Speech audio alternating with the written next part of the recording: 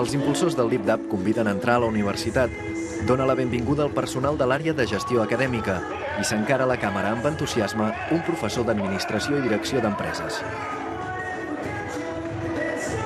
L'ambient universitari no només són a les aules, també hi ha un ambient més lúdic. La universitat és tot.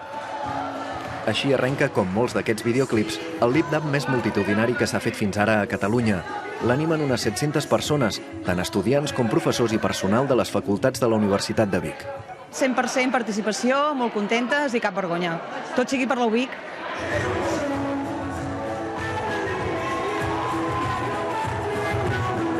I jo diria que s'han conegut persones, que potser porten anys treballant juntes i que no s'havien vist mai o que s'havien creuat.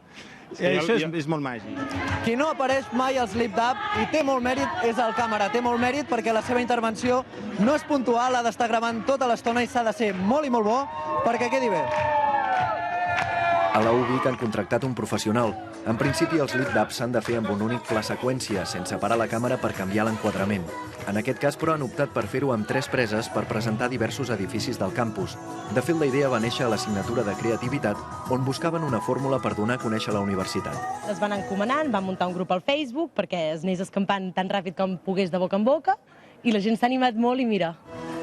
És evident que la moda dels LibDAPs que ja han viscut a altres països ha arribat a Catalunya, però es dubta si sobreviuran gaire temps.